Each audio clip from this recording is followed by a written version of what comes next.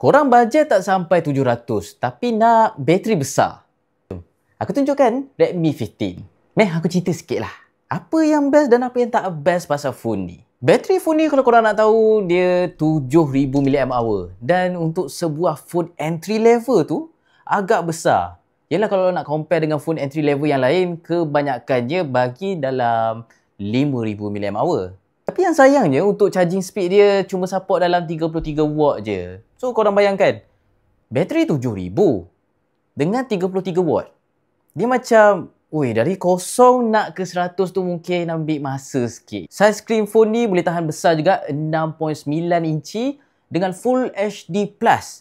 Tapi dengan 144Hz. So pengalaman korang bila pakai phone entry level pun dapat the best experience bila korang layan Netflix ke ataupun social media. Tapi yang spoilnya dekat screen smartphone ni, dia punya kamera punch hole tu akan nampak kesan burn in. Dekat punch hole ni tau. Aku tunjuk macam ni mungkin korang tak akan nampak.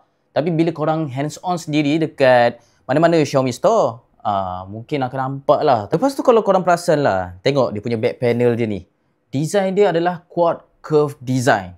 Bukan yang biasa kita dengar dekat panel depan. Tapi quad curve design dekat panel belakang. Dan untuk design dia ni, aku rasa macam not bad jugalah. Untuk dia punya texture tu, dia ada nampak sparkle dengan ada garisan beralun macam tu. So, bila tengok tu, hands on, nampak premium. Kalau nak dibandingkan dengan Nubia, yang tu nampak plain sangat lah. Tapi jadi kurang pula dekat panel depan ni, korang nampak tak? Kalau aku tunjuk sikit ni, tunjuk dekat sikit, dia punya bezel tu agak tebal. Dan yang paling ketara tebal dia tu dekat bahagian dagu ni. Tapi kalau korang rasa macam, alah, not a big matter lah about this. Macam, aku rasa korang boleh pertimbangkan kot. Kalau korang nak tahu, harga Redmi 15 ni dijual pada tanda harga RM599.